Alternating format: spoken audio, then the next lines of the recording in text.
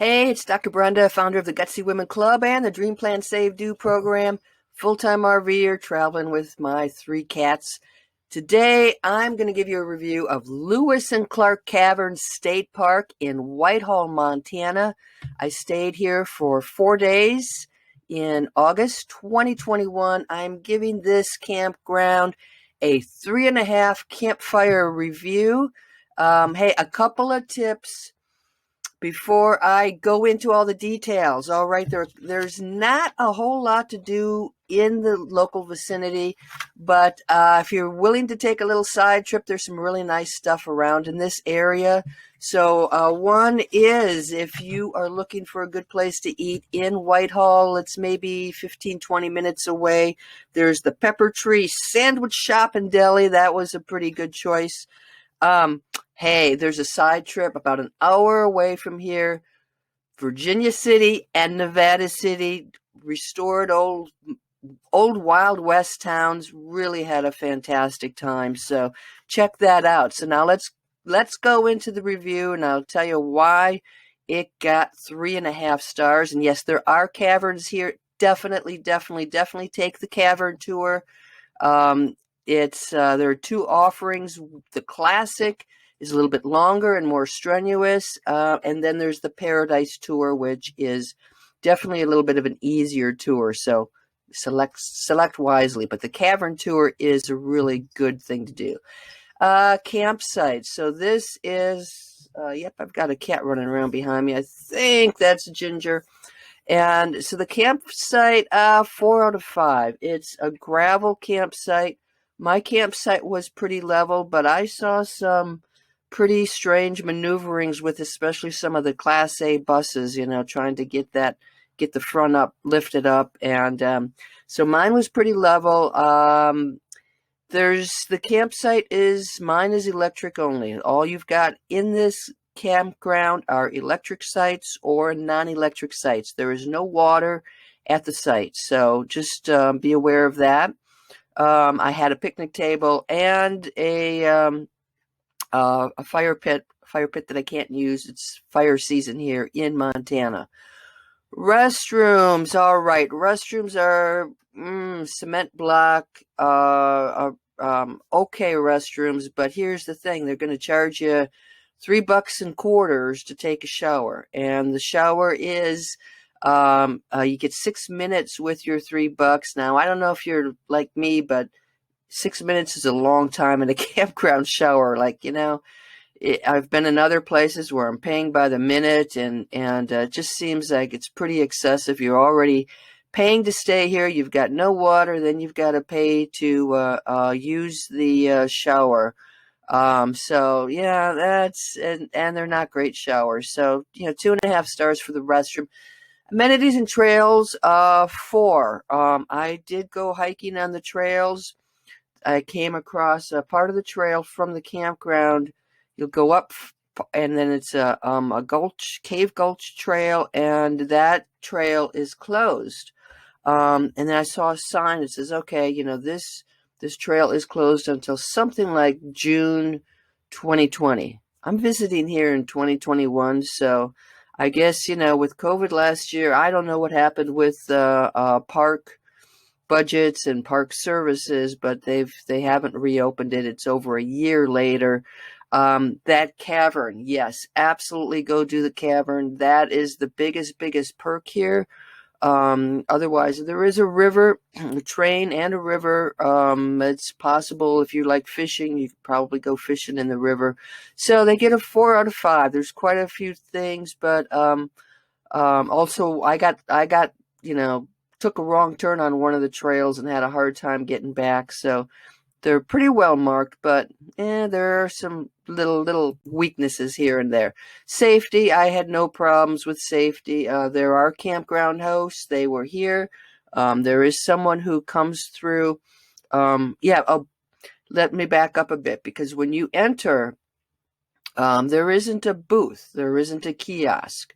So if you have reservations, you're just going to go directly to your site.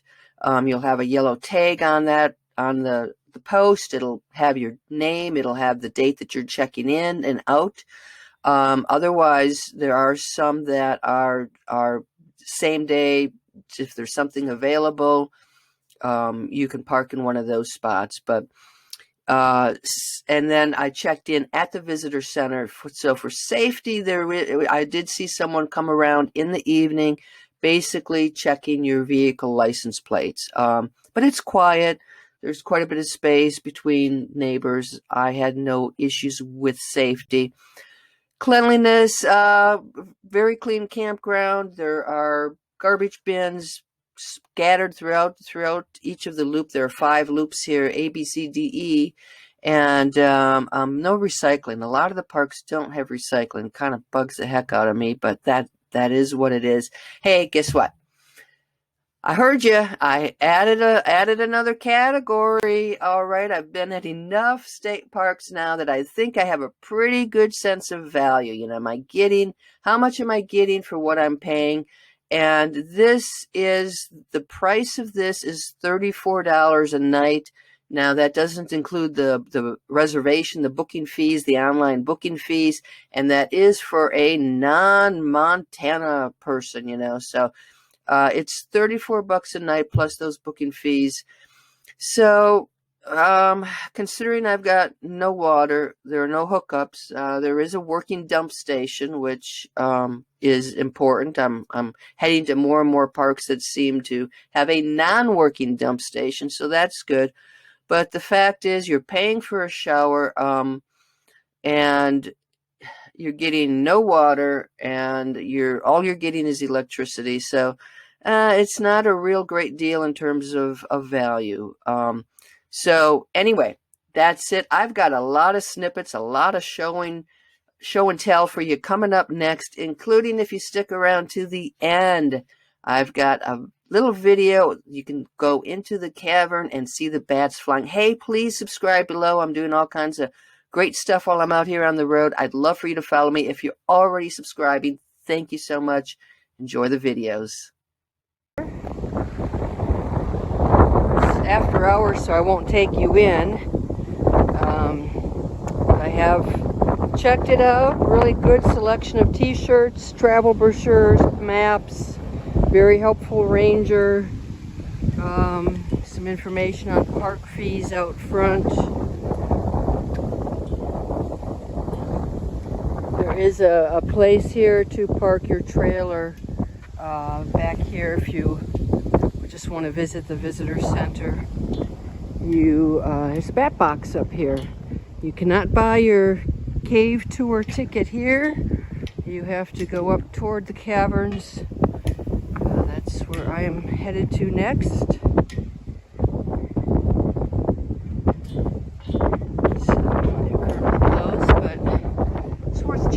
Really cool t-shirts. Let's take a look at the campsites. So I'm in loop E, the last of the loops, A, B, C, D, E. And so they have it laid out pretty nicely. You'll see that these are smaller trees, young trees. So there really is not much shade to speak of. This is my site. Everything is gravel. This is a power-only site. There are no full hookups here. So make sure that you have your water tank full. And in terms of level, not too bad. I had to nudge it over further from the power outlet just to get a little bit of a better balance here. But all the wheels are off the ground. I've got a small picnic table. Make sure you know that there are these big rocks back here, so you're not banging your RV on the back of the rocks. Fire pit. I'm here in August, mid-August, and it is certainly a warm one. So it's approaching 100 degrees, and there's just not a lot of shade here, but this is what a regular campsite looks like. Pretty spacious. It's quiet. There is a road this way, but it's not very heavily traveled, so it seems to be pretty quiet so far. These are the 3 cabins. So they look vacant. I'm here midweek, and I'll just see what we can see. Seems certainly shadier here, and you've got a picnic table. Can't really peek inside there, but here are all 3 of them. It looks as if just one is occupied, and again, this is midweek in August, so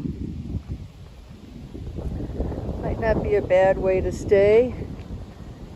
I see water spigot out here, so I don't believe that there is any running water throughout the campground. Got to use their restrooms and showers. And we've reached the teepee. So again, there's no power in here, but this is pretty awesome. Yeah, you have to really plan this one around the weather. It's open, which is very rare to be able to sneak in, so let's see if we can pop in. Hello, hello. Okay, we are in the teepee. This would certainly be a pretty neat experience. It is open on the top. It looks like it remains open through the night and the day. And so you bring your sleeping bags. Not much else in here, and lanterns. No power again, but you've got a picnic table and a nice little, well, quite a nice cooking area, fire area. So there's your teepee, and this gives you a pretty good sense of how open this area is in Montana. We've got lots and lots of hills. So let's back up a bit.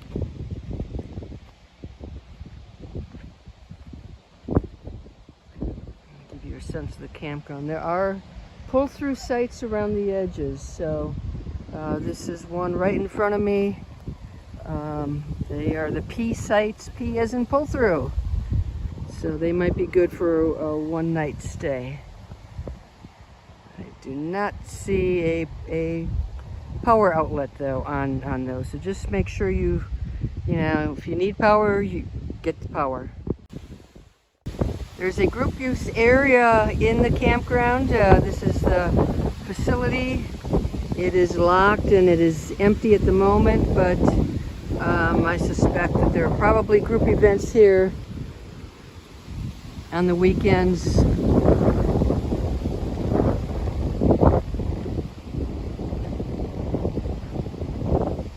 I think you might have noticed it's a bit windy out here. So yeah, group facility. If you are actually in the area looking to hold an event, this looks like a really nice place. Check this out. You've got a fireplace, but really a big grill and a kitchen area.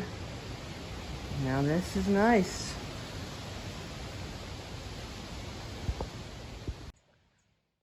It's a nice playground in the campground. And okay, you ready to check out the restrooms?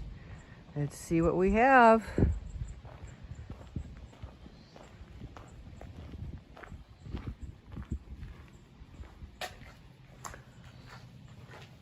Change, $1 or $5 bills. So I'm already figuring I need to pay for my shower. So this is the shower facility. Let's see inside. Looks like there are 2 shower stalls.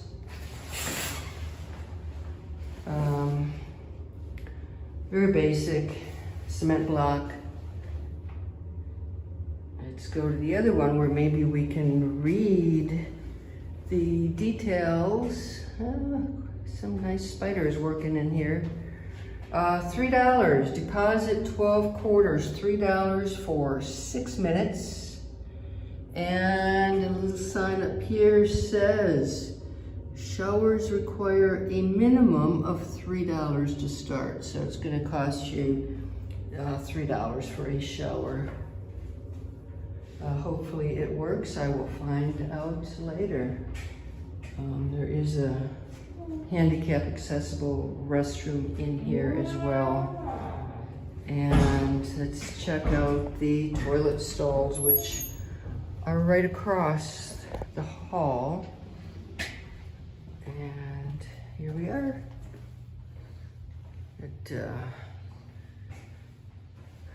Hi gang, how you doing? So you've got 3 toilet stalls.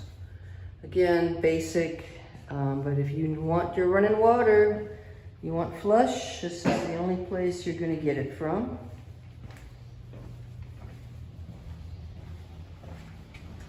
And it's not all that crowded midweek. We'll see what happens over the weekend. And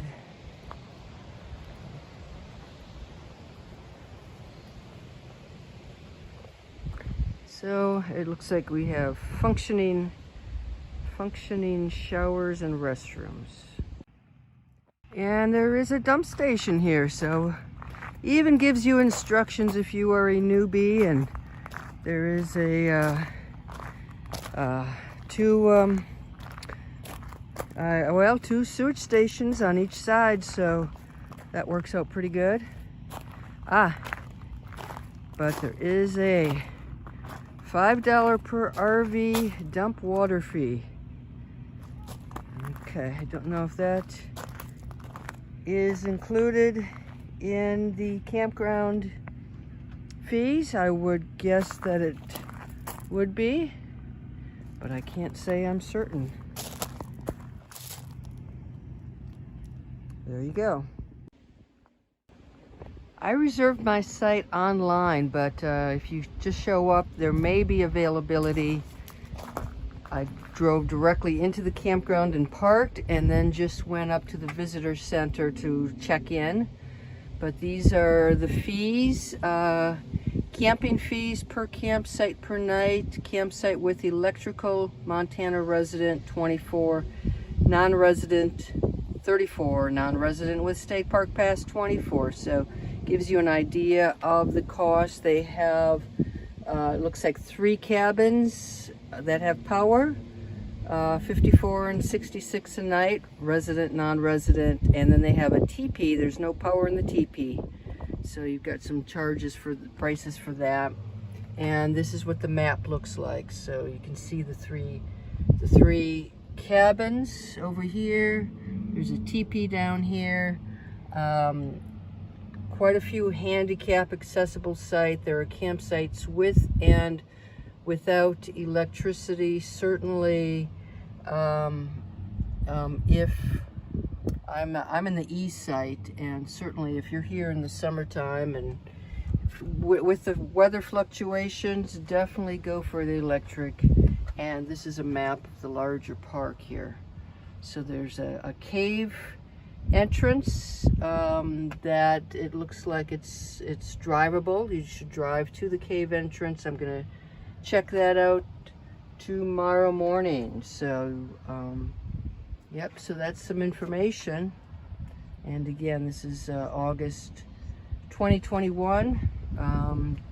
Definitely a warm week. Oh, by the way, it's Bat Week here, so there are ranger and volunteer-led events at night in the amphitheater discussing bats. How cool is that? This is one of the few parks I've been in where there actually is a program listed.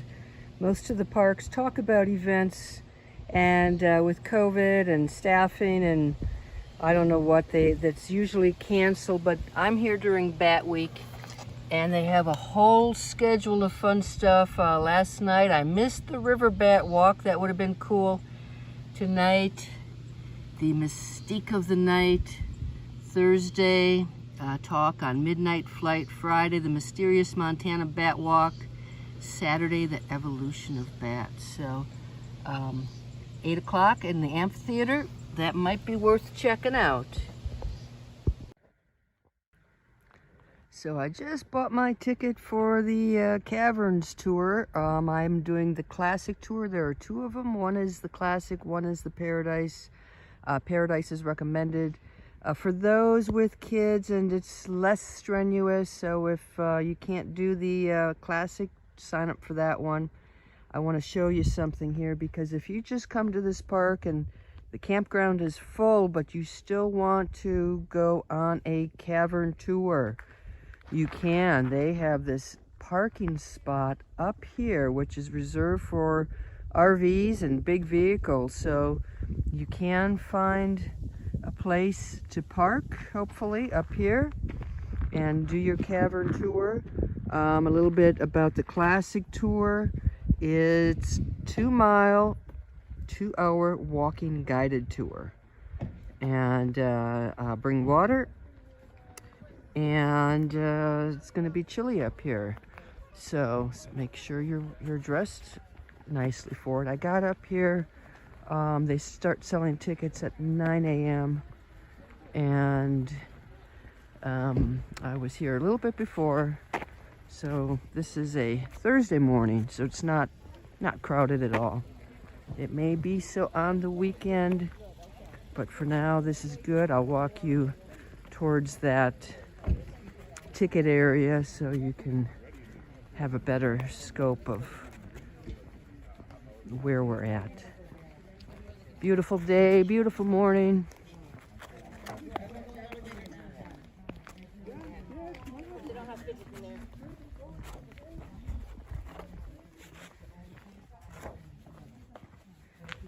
And here you go. You're just gonna go to the back and get yourself a tour ticket. I'll show you the view.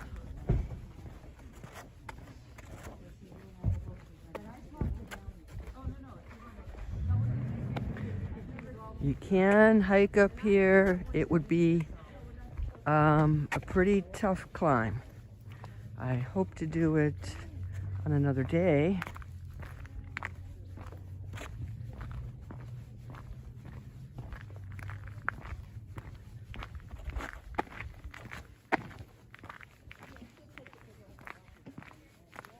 Here's some information on the trail. So the campground, it's a 1.9-mile hike, and it is all uphill, no kidding. And so you can hike up here. You might want to drive up here to do the tour, because there's going to be such a big temperature change. Well, likely be a temperature change. I'm here in August, so they have a gift corral, a cafe and gift shop, so you can get your ticket and browse here. At this time they have a notice up that the kitchen is closed. It's remodeling. No coffee, no hot beverages, so you're gonna find snacks, bottled drinks, fountain drinks, and t-shirts and some little gifty stuff. So that's it from the visitor center up by the caverns. It is, we are quite a ways up. Hope this is fun. I am toward the entrance to the caverns. Again, this is the Classic Tour. If you look way down there, you're going to see the parking lot and the head of the trail where we started. If you have any doubts about climbing up, take the other tour, the Paradise Tour. It is not much of a climb compared to this. Beautiful scenery. And again, another reason to probably drive up here rather than walk up, because you might be too tired to finish the walk to the cavern or to return to the campground.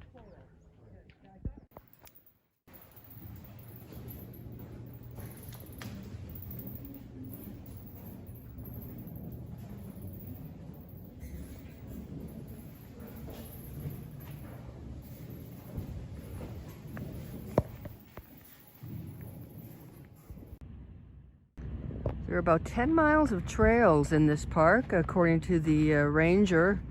And this one is coming out of the campground. I think I'm probably by Loop B.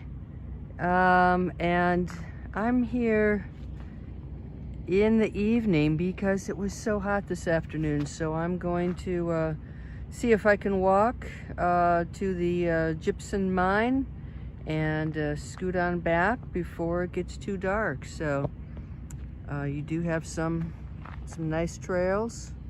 You can walk all the way up to the cave. Very tough hike, but you can do it, I'm sure. There we go. And I made it down to the Gypsum Mine, Montana's third gypsum mine. So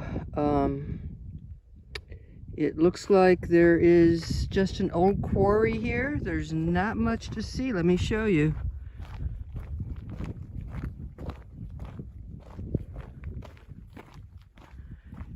What we have is a big culvert.